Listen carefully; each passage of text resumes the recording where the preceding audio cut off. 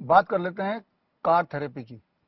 मान लो आप रास्ते में जा रहे हैं और आपके कोई को पैसेंजर, उसको बड़ी तेजी से हेडेक हो जाती है या माइग्रेन अटैक आ जाता है। तो ऐसे में उसको कैसे रिलीफ दें इमीडिएटली, कैसे उसके हेडेक में थोड़ा बहुत आराम दें। उसके लिए आपको क्या करना है, उसके इसे कहते हैं थेरेपेटिक पोजीशनिंग। थेरेपेटिक पोजीशनिंग क्या होता है? अभी आप देख रहे हैं मेरा सीट जो है ये लगभग 90 डिग्री एंगल पे, 90 डिग्री एंगल पे है। इसको इंक्लाइन करके 150 डिग्री एंगल, यानी कि उल्टी तरफ से देखें तो 30 डिग्री एंगल के हिसाब से इसको टिल्ट करना है। अब ये मैंने इंक्लाइन कर दिया, तो ये जो पोजीशन है, यानी कि नीचे से 30 डिग्री और ये 150 डिग्री पूरा है। और अगर ऐसे मैं लेट जाता हूं तो इससे जो हेडेक है वो धीरे धीरे कम हो जाएगा। हेडेक को ठीक करने के लिए, उस वक्त रिकवर करने के लिए it can play an important role. इसे कहते हैं थेरेपेटिक पोजीशनिंग। अब एक और सिनेरियो ले लेते हैं। मान लो कोई ऐसा पेशेंट है जिसको ब्रेथलेसनेस हो रहा है, यानी कि जिसका SpO2 बहुत ज्यादा तेजी से गिर रहा है, करीब 70 तक पहुंच गया, यानी कि उसको सांसों की तकलीफ हो रही है। तो ऐसे में क्या करेंगे, इसका ठीक अपोजिट करेंगे। अपोजिट क्या? वो पेशेंट ऐसे इंक्लाइन होकर बैठेगा तो उसकी ब्रेथलेसनेस और बढ़ेगी, और इंक्लाइन होगा तो और बढ़ेगी। और उसके ब्रेथलेसनेस को ठीक करना है, उसके SpO2 को बढ़ाना है, तो कार थेरेपी बोल लीजिए इसको। अब ये एंगल कुछ ऐसे आगे की तरफ आ जाएगा, यानी कि वो आगे की तरफ इंक्लाइंड है ना। जैसे मैं देख रहा हूँ, मैं आगे की तरफ इंक्लाइंड हूँ। जैसे ही वो इस पोस्टर में बैठता है, जिस पोस्टर में मैं बैठा हूँ, अब धीरे धीरे, क्योंकि ये हार्ट है वो आगे की तरफ आ गया, lungs has expanded and by about 20%, and with in 15-20 minutes आप देखेंगे कि उसकी ब्रेथलेसनेस थोड़ी थोड़ी थोड़ी थोड़ी ठीक हो रही है। अगर और तेजी से ठीक करना है तो ये शीशा उतार देना, भी तो खैर उतारे हुआ है। तो शीशा उतारने के बाद गाड़ी चलाना है। जब गाड़ी चलेगी तो गाड़ी की हवा, ठंडी हवा जब उसके इस रीजन में पड़ेगा तो यहाँ रिसेप्टर्स होते हैं, और ये रिसेप्टर्स लंग्स को ट्रिगर करते हैं, जिससे लंग्स की एक्सपेंशन होती है और जिससे सांस लेने की जो एक प्रक्रिया है वो ज़्यादा आसान हो जाती है।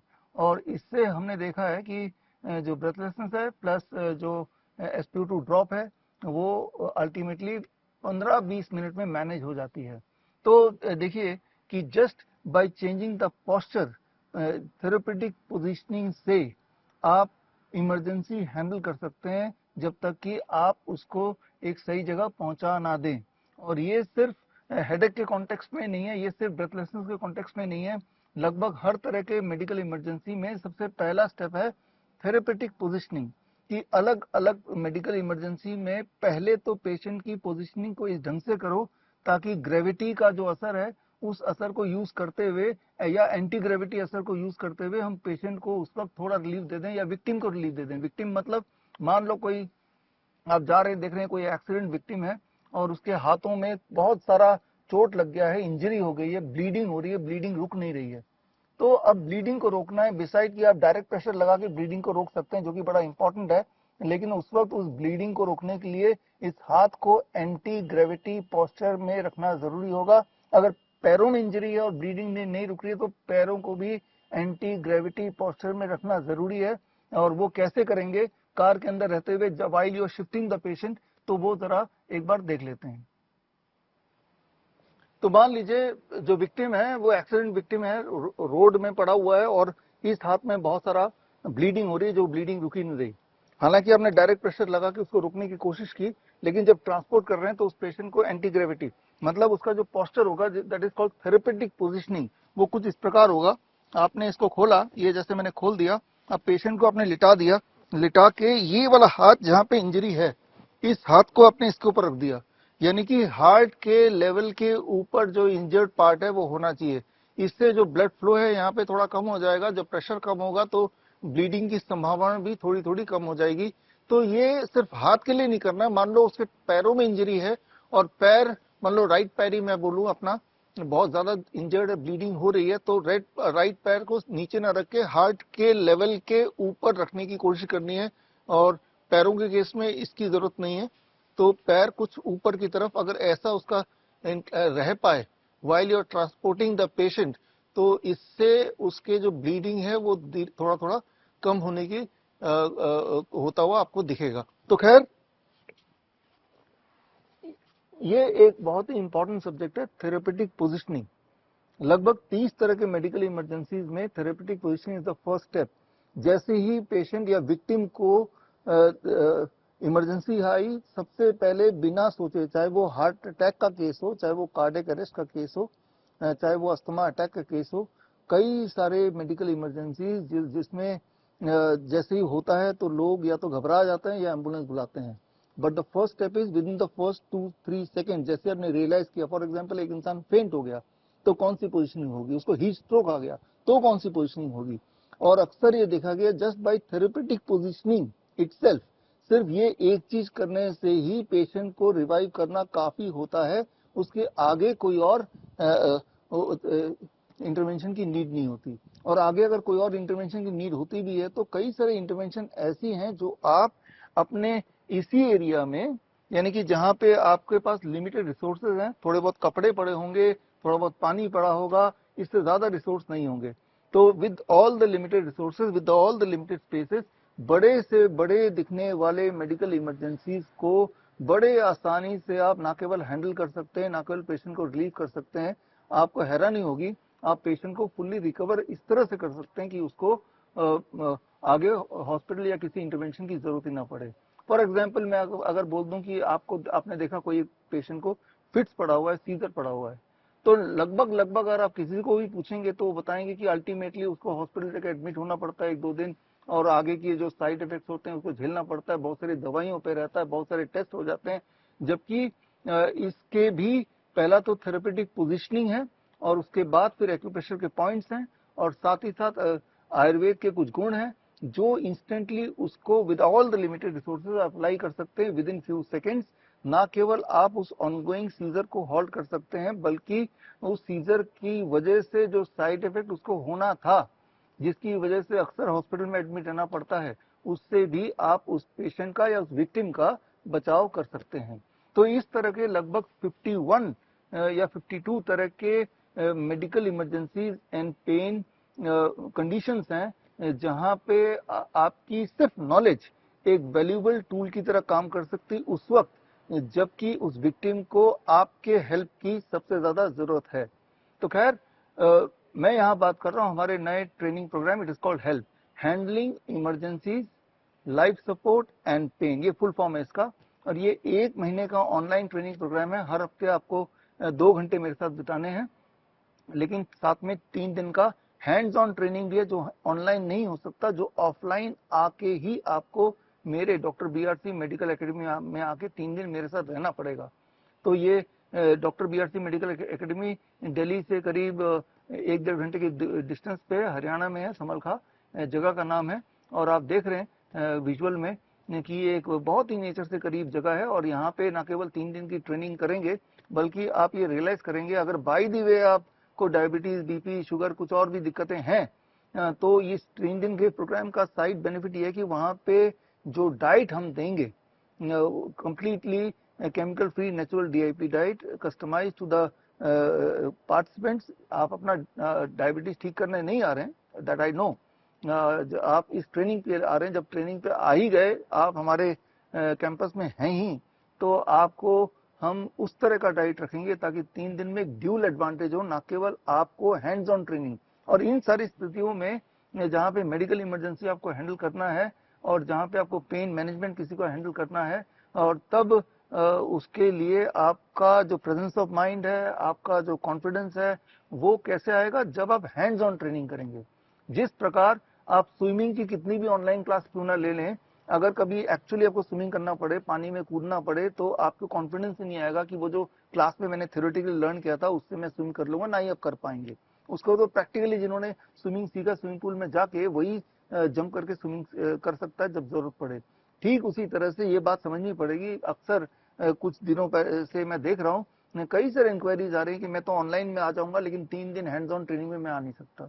तो आप ऐसा कीजिए, ऑनलाइन का जो मेरा बैच है वो 10 जुलाई से शुरू हो रहा है, और ये बैच ज्वाइन कर लीजिए। और ऑफलाइन तो हमारा मेडिकल एकेडमी में जब भी आपको समय मिले, जुलाई में या अगस्त में या सितंबर में, 3 दिन के लिए आप टाइम स्पेयर करके आइए और हैंड्स ऑन ट्रेनिंग लीजिए। हैंड्स ऑन ट्रेनिंग के छोटे बैच होते हैं, 20 से 25 लोगों का एक बैच होता है, इससे अधिक नहीं। क्योंकि उतनी कैपेसिटी और इतने बहुत लोगों को हम हैंड्स ऑन एक साथ दे भी नहीं सकते, क्योंकि वो 1 बाय 1 सिखाना पड़ता है। फॉर एग्जाम्पल सोच के देखिए कि एक छोटा बच्चा, छोटे बच्चे अनजाने में कोई कॉइन, जो भी चीज मिलता है मुंह में डालते हैं, और कॉइन गले में अटक जाता है, अटक जाए गलती से, तो 4 से 6 मिनट के अंदर अगर वो कॉइन आपने निकाला नहीं, तो फिर वो बच्चा जिंदा नहीं बचेगा। अब आप सोच के देखिए इस सिनेरियो में कौन काम आएगा? वो इमरजेंसी में क्या वो एम्बुलेंस काम आएगा? क्या वो डॉक्टर काम आएगा? यहाँ आपकी प्रेजेंस ऑफ माइंड काम आएगा, यहाँ पे एंटी ग्रेविटी मेथड काम आएगा। और ये एंटी ग्रेविटी मेथड क्या है और इसकी मदद से कैसे हम उस छोटे से कॉइन को एक्सट्रैक्ट कर सकें उसके मुंह से, चाहे वो छोटा बच्चा हो चाहे वो बड़ा इंसान हो। इसकी प्रैक्टिकल ट्रेनिंग जिसमें टूल्स हैं, टेक्निक्स हैं, जो आपको सीखना पड़ेगा, और वो सीखेंगे तो ही आप रियल सिनेरियो में ये कर पाएंगे। अगर आप सोचते हैं कि इन सब चीजों की मुझे कभी जरूरत पड़ेगी नहीं, मैं आपको बता दूं कि पक्का जरूरत पड़ेगी। आप पास्ट में जाके सोचिए, आपके लाइफ में ऐसे इंसिडेंट या तो आपके साथ हुए होंगे या आपके आसपास होते हुए आपने देखे होंगे, लेकिन तब अपने आप को आपने लाचार फील किया होगा कि मैं तो कुछ कर ही नहीं सकता, या शायद कुछ हो ही नहीं सकता। एक ही तरीका है कि हॉस्पिटल ले जाओ। लेकिन अक्सर ये देखा गया है कि मान लो किसी को ऑनगोइंग हार्ट अटैक है, और जब तक हॉस्पिटल लेके जा रहे हैं तब तक वो जिंदा बचेगा कि नहीं कुछ नहीं पता, क्योंकि जो गोल्डन आवर होता है, पहले कुछ मिनट होते हैं, वही बहुत महत्वपूर्ण होते हैं। उस गोल्डन आवर को आपने वेस्ट कर दिया। आपने क्या आपने एम्बुलेंस को फोन किया, वो अपने टाइम पे आएगा और आके लेके जाएगा। और जाने के बाद भी, हॉस्पिटल में जाने के बाद, ट्रुथ तो यही है कि जो ड्रग वाला इंटरवेंशन होता है वो अक्सर फेल हो जाता है, मेजरली फेल हो जाता है। वो जो पहले गोल्डन आवर में जो आप करेंगे वही काम आएगा। तो जैसे मैंने बताया 51 तरह के medical emergencies and pain scenarios हो सकते हैं जहां पे आपका पहले कुछ मिनट में इंटरवीन करना एक इंपॉर्टेंट रोल प्ले करेगा, किसी की हेल्प करने में एक खास रोल वो दिखाएगा। तो खैर, मैं उम्मीद करता हूं कि ये जो हेल्प का ट्रेनिंग प्रोग्राम है आप ज्वाइन करेंगे। अगर ये ज्वाइन करना चाहते हैं तो आप www.bishrup.com/help में जाके अपना नाम रजिस्टर कर सकते हैं। किसी भी बैच में ज्वाइन कर सकते हैं, चाहे ऑनलाइन वाले बैच में ज्वाइन कीजिए, और अपने कन्वीनियंस से किसी भी 3 दिन का हमारा ऑफलाइन का जो हैंड्स ऑन ट्रेनिंग है उसमें आके ज्वाइन कर सकते हैं। और जब ज्वाइन करेंगे तो उसके बाद आपको सर्टिफिकेशन मिलेगा पास आउट होने के बाद श्रीधर यूनिवर्सिटी से, और एक खास आई कार्ड मिलेगा हेल्प इमरजेंसी प्रैक्टिशनर का from doctor BRC medical academy.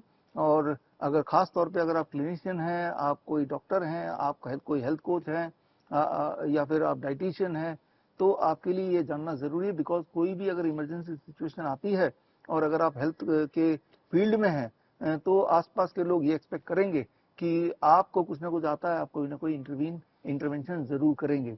ऐसे वक्त में अगर आप भी उतने लाचार दिखेंगे जितने की बाकी सब लोग, तो ये आपके प्रोफेशन के लिए भी अच्छा नहीं है, वैसे भी ह्यूमैनिटी के लिए अच्छा नहीं है।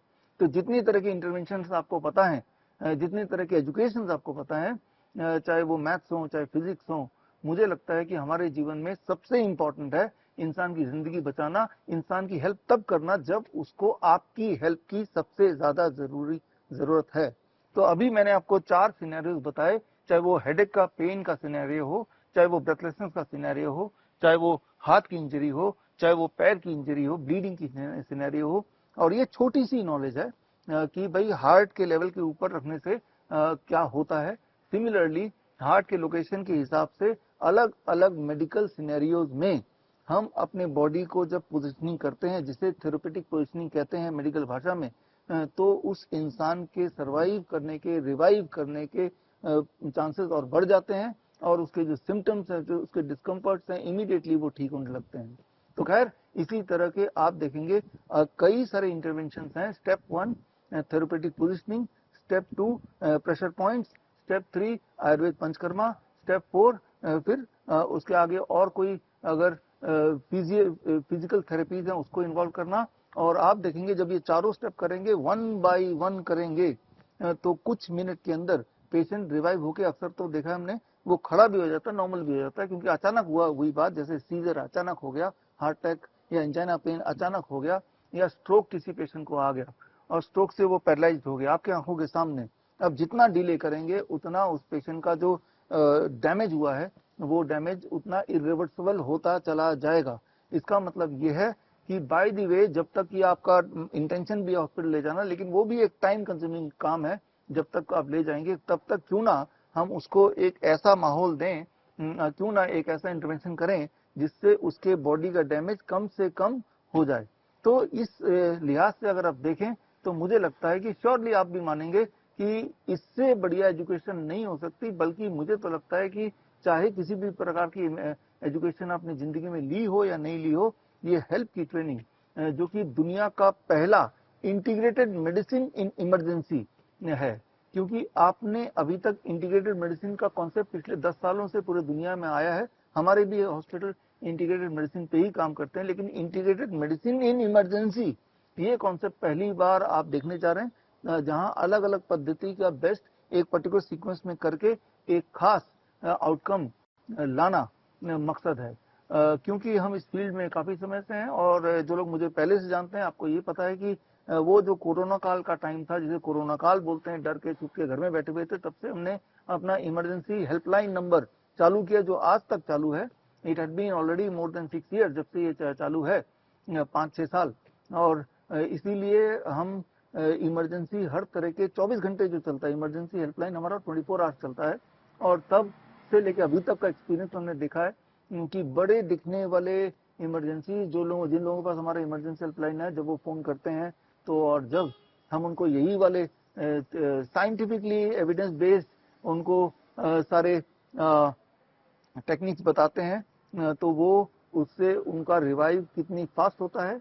And for most of the people उनको दोबारा किसी और इंटरवेंशन की आवश्यकता होती ही नहीं। तो ये बहुत ज्यादा जरूरी है, specially for our doctor BRC clinic at the rate home के जो क्लिनिशियंस हैं।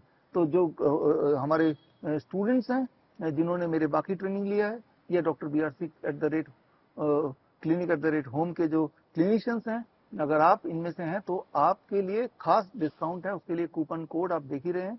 ये कूपन कोड जब आप लॉगिन करेंगे अपने ईमेल आईडी से, तो आपको खास डिस्काउंट मिलेगा। बट ये जो डिस्काउंट है that is still only 30th of this month, 30th of June तक ही है, उसका डिस्काउंट वैलिड नहीं है। और एक और बेनिफिट है, अगर आप 30 जून से पहले रजिस्टर करेंगे, ये बेनिफिट सभी के लिए है, तो आपको एक एडिशनल ट्रेनिंग सर्टिफिकेट मिलेगा। ये आयुष मंत्रालय से मिलेगा, ये योगा सर्टिफिकेशन है जैसा आप स्क्रीन पे देख रहे हैं। लेकिन इसके लिए अलग से आपको 36 आवर्स का ऑनलाइन ट्रेनिंग लेना पड़ेगा और आयुष मंत्रालय से सर्टिफिकेट मिल जाएगा। ये एडिशनल बेनिफिट है अगर आप 30 जून से पहले ही हमारे हेल्थ कोर्स में रजिस्टर करते हैं तो फिलहाल मैं आपको मिलूंगा in the health course. All the best, thank you, जय हिंद।